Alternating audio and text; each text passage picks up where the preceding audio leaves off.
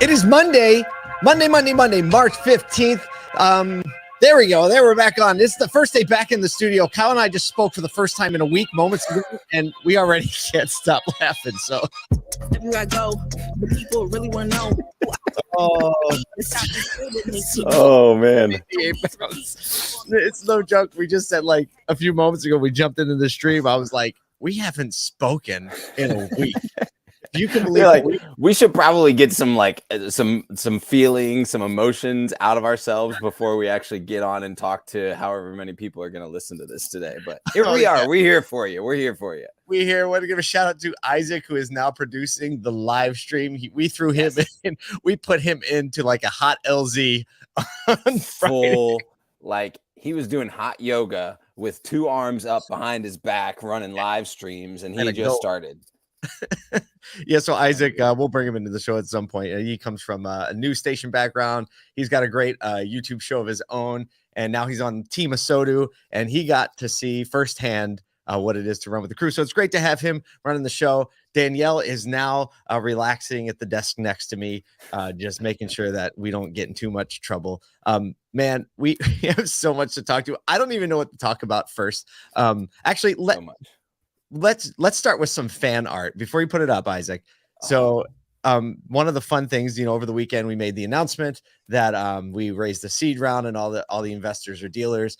And so today in the email, so if you get the email, you can just hit reply and we will see it and we will get it. And so we have some fan art. Isaac, why don't you throw it up, and Kyle, you can explain what this is. Oh my goodness. So this is actually the second fan art that we've received from this gentleman, Robert Angus, and we just want to first of all just appreciate you because it just gives us all the laughs. But yeah, so he just superimposed a couple photos of looks like and I don't even know where this photo's from, but basically superimposed so you can't see it. We'll share this out somewhere, but all of our investors and Paul and myself on basically is like that?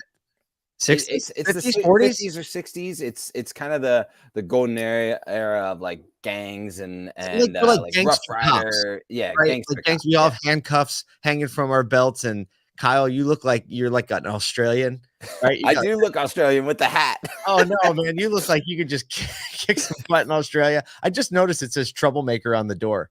Did you notice that? Oh no, I didn't. Right there in the middle. Yeah, if you on the door of the car. Keeps getting better. So you see Scott Simons and Brian Benstock and Kyle and Damon and David, Brian Kramer, myself, Liza. I think Liza's holding the Tommy gun. I think she is. I love that Liza.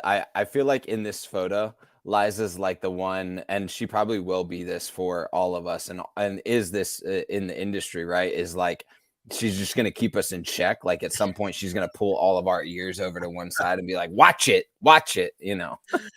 So it's fun to share that picture. We'll post it up if you haven't seen it. And I'm sure it'll get circulated. We have one more investor that we're going to announce. We're just not announcing it yet for a couple reasons. We'll tell you all about that, but there's one more and he's missing. I texted him. I was like, you got to make sure we can announce this because you're missing out on all the fan art. On all the fan. Like, so good. Kyle, baby girl, she's beautiful. You just showed her on camera a few minutes ago. How's mama and how's everybody? Mama's doing great, and we were able to come home really quickly, and baby's doing great, super healthy, doing all the things that babies do, which is really only three things, which is eat, sleep, cry, and yeah, so she's doing great, and we're happy. I've got two older kids. They're just eating her up and already helping out and, getting the clothes ready, getting the diaper ready, holding her when we need them to. So it's been a blessing already. A little bit of a shock. It's been 6 years since we had a baby. Oh, right. And like, I remember these things. Right. So yeah, this is a whole new world, but we're having a lot of fun. And of course you can see I'm not in the studio. If you're watching, I'm at the house and gonna be back and forth between stuff today. So, but it's really, really good. It's really good. Okay, so we got a little congrats coming in on the Slack channels. All right, we have some funny stuff to talk about today. We have some serious stuff to talk about today. So we're gonna have to mix these things. But probably one of the first things that needs to be talked about is Elon Musk challenging Vladimir Putin to single combat. I don't fully know what that means, but I have an idea. I think like gladiator mode, like Right.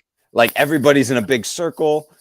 Elon comes out, rips his shirt off, dad bod everywhere. Right? look, look. I mean, maybe he meant to type Mortal Kombat, like the Right. video game, because I don't know if you realize, but Vladimir Putin was former KGB, Right. right? Like, That dude dude knows knows how to take somebody out, Right. right? But you got to think maybe Elon Musk has some Tony Stark up his sleeve. I'm sure. But whatever. I mean, what a strange world we live in. I know. That there's a country invading another country, and you have a US tech auto mogul challenging him to a fight to determine the fate of the country being invaded, and it's somehow like not bizarre in culture. And not just that, but it starts this massive conversation on Twitter nonetheless, right? Yeah, right. I mean, people back and forth laughing, talking about, what's good, what's bad, what could happen. And this is what strikes me. Like Elon Musk didn't go on NBC News, right? And tell all the cameras to point his way and throw down a gauntlet, right? He went where everybody already was, which was Twitter. And just in 240 characters or less. He was probably in the bathroom at the Right. time. He's like, I guess I'll just tweet a little bit, right? It's so much an interesting world. I think I'm thinking about all the lessons that we can learn as business people, as communicators out of that one tweet, right? And not just that, but I mean all of the things that Elon does. And he's much more avant-garde than I think many people need to be. You have to have a certain personality to do that, right? For sure. Some of the things that he says to the president and all that is not that's not typical of business. But I do think what can be typical of business is communicating where people are and being relevant. And we talked about it last week or a couple of weeks ago. It's like when people are thinking and communicating about X, then you should be too. Right? Yeah, you can give a little commentary on it. Yeah. If the Super Bowl's in town, talk about the Super Bowl. If the dog show's in town, be a part of the dog show. If the Ukraine war is going on, like you have an option to say something or nothing, but either way, you're saying something, right? And so whatever that stance is, like the internet, the social media presence of a business or a person is a reality. It's a part of your brand, whether you're a part of it or not. Right. We talk about this, when we do some marketing consulting and brand development things, is that the internet is like a rushing river. And when you try to like shout your message at people in the river, it's like dropping a boulder in the middle and all the water has to hit against it and move around it. But modern communication that you're talking about, it's like make your brand and your marketing a boat, put it on top of the river and go in the direction the river's going. Yes. It's definitely an awkward story. Like I had conflicted feelings over because Elon, it's funny, right? It's like a little shocking, a little funny. You start to be like, oh, because Elon obviously has been a huge supporter of the Ukrainian people through the whole thing, sending, tons of Starlink dishes over there and warning people in Russia, like, hey, Starlink is the only place you can actually get unfiltered internet. And he just set on a warning the other day. He's like, hey, like you're likely going to be targeted if, they figure out, and they probably can track signals or whatever and figure out that you're using it. But it is interesting because there's so much, I mean, like the worst of the worst things are happening right now. And then like he tweets something like that kind of instigates like a funny conversation. Right. And it's just this world we live in, right? It's all the motions at once. It's all the things. That's so true. And so like making sense of intentions and outcomes is just an interesting place. I mean, it's one of the reasons we talk about it, right? Because we're communicators. We communicate in a different style. And so that's that. And I don't know if, I said we have to like do some funny ones and some serious ones. Like that was like a little bit of each. Let's talk about a little auto news. So let me talk about a little bit like of what I heard from some make meetings, right? This isn't reported anywhere. There's not a press release anywhere. Right. But some people coming out of the Honda meetings, Subaru meetings, Volkswagen meetings, the overwhelming, I think it was the Honda one. I can't say that for sure, but they were like, hey, they were just like really transparent and honest. And they were like, don't expect inventory to get better through 2024. Wow.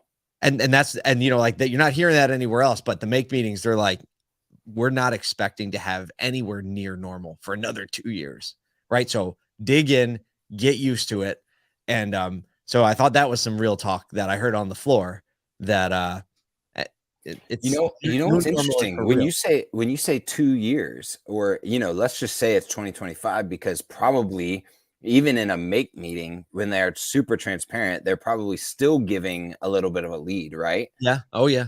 But let's say it's 2024, 2025, and the crossover to EV is in that same timeline, Sure right? is. Yeah. So now you talk about EV is already a type of vehicle that they're talking about having less inventory on ground and more order inventory, right? So Yeah. now you're crossing over the A new lack of model. inventory already and a new model at that same time. Mhm. Actually, Aaron Horowitz, CEO of Auto Lead Star, wrote a whole article about this, and he related it to just this mathematician basically talked about there's the it's the Noah concept and the Joseph concept, both from biblical era, but it has mathematical impact as well that they've studied over the years, that it's always happened, and that these times of great harvest essentially are then struck by times of great disruption, and that they tend to fall in 7-year patterns. No Go way. figure, right? You and No I both way. know. We got to find that article. We got to feature that. Yeah, That's amazing. it's actually incredible. I'll share it with you, and we can maybe link it out somewhere. But the reality is that the disruption of the pandemic is what mathematicians may say is like a 7-year timeline in harvest, that it's not gonna just wane in 2022 or 2023, but there will most likely be another disruption around a 7-year timeline that will shift that into something different, whatever that different looks like, right? Yeah. And so if you think about the Wow. timeline of that, of Wow. 2020, 2026, 2027, right? Woo, man, get a little. He was out here preaching on No LinkedIn. kidding. Hey, like It's history is crazy. a great teacher. Yep. Innovators the best innovators understand history. Yep. Right. And they understand they're just about to become a part of it. Volkswagen is saying it is shifting. This is an Automotive News article from this morning. Love our friends at Automotive News. They're shifting more manufacturing to US and China amidst European conflict. And they're predicting, a drag overall. Here's another thing, a drag in commodities through 2026. So there you go with your, you know what I mean? Little Volkswagen's predicting it as well. Right. Wiring harnesses are a big part of Volkswagen's disruption. If you didn't know, a lot of their wiring harnesses are Interesting. made in Europe and Ukraine. CEO Herbert Diess says he does not believe China will invade Taiwan. So, like somebody asked him in the article, well, if you shift your manufacturing to the US and China to avoid this, like, what are you going to do if China invades Taiwan? Obviously, we're seeing like some inklings of military movement. Everyone's saying that, Russia's move would embolden China to do the same thing to Taiwan that Russia did to Ukraine, very similar situations. And Right. And he says, no, he's like, their interests are too tied with the West. So Russia, not even close to the Interesting. integrated, the integrated. So he seems pretty optimistic. I don't know how anybody can be like optimistic that to ever again be like, no, there's no way that could happen. Yeah. No, there's no No, way they could shut businesses down because of a pandemic. That can't happen. Can't happen. it Oh, could there's never no way. happen. Yeah. Yeah. I was just reading an article about Ukraine, like people saying like it was really weird. Like people are like, that'll never happen. Like he's negotiating, right? He's bluffing, he's doing all this, and here we have that. So Volkswagen is shifting, right? They're pivoting and they're moving a lot of their manufacturing to make room for this other stuff. Yeah. Look, here's the thing. I think that, look, you have to be ready to pivot if you're a business. I don't care how big your business is, and you have to be ready to pivot often and quickly.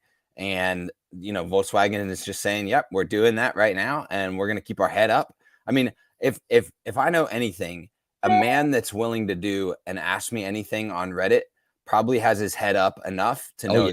to know what's up next, right? Yeah. And Oh, we for sure. reported on that a few weeks ago. So I think that Volkswagen probably is very, very aware of what the capacity is, and what the next steps may or may not need to be.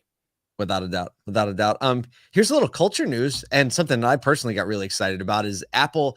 They signed a deal with MLB to stream a number of games, and I thought like that was the lead story until I kept reading and I realized that Apple is actually positioning against Amazon to own NFL Sunday Ticket, and there are Absolutely. zero absolutely zero direct TV people, like people rooting for direct TV to get it. Right? Like that's not going to happen again. We were counting down literally the years until the extortion that was the direct TV deal with the NFL could go away. And now Apple's saying, no, we want it. They put forth an offer to actually buy 49% stake in NFL media. Like what? 49% stake of NFL media.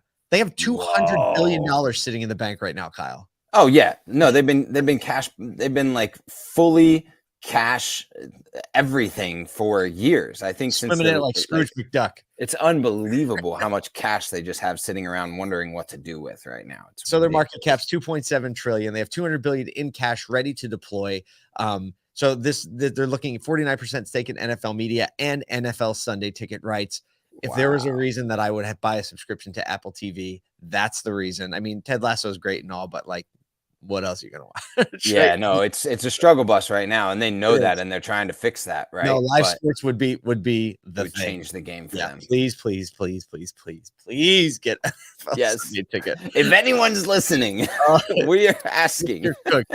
These two guys, right? Exactly. Cash rich and hungry for NFL content. Your lips to God's ears. That's right. All right, we got let's see. I know we're going a little long this morning. One more, Paul. We gotta show the video. We gotta do it. Oh, we do, and then we have to give a shout out to Carmen Hinton. But yeah, I forgot the video. How did I forget this? Go ahead, you introduce this. Well, so we're talking this morning, and oil has dropped below $100 a barrel, which is a good thing, right? All around, with oil prices. Fill up my car is $110. Right. But we all know that, and we've talked about oil prices. Everybody's talking about oil prices. And in our group chat this morning, Danielle, who, if you don't know her, Danielle is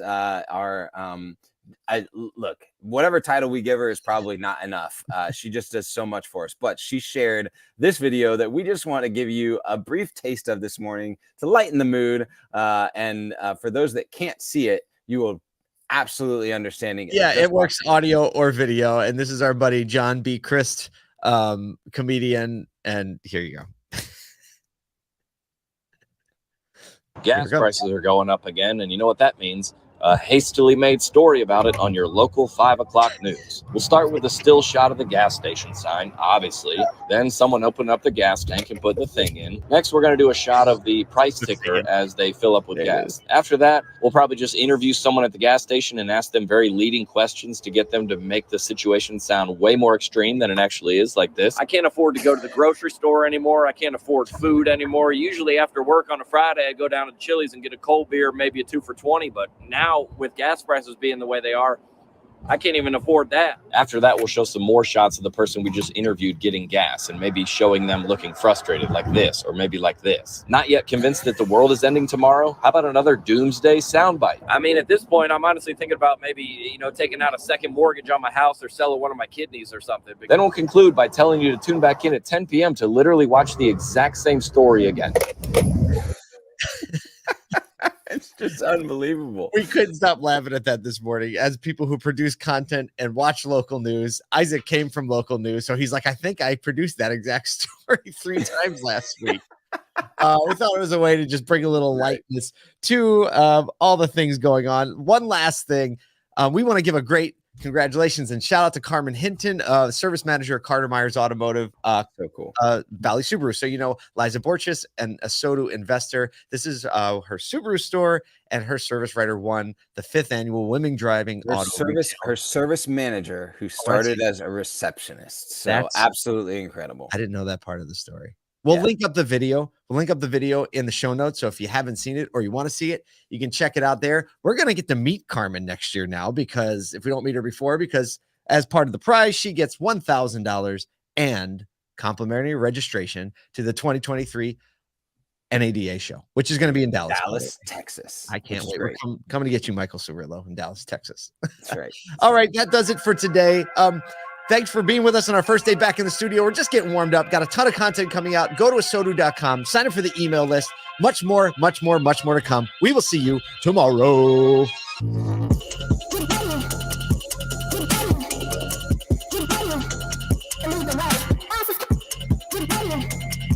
Good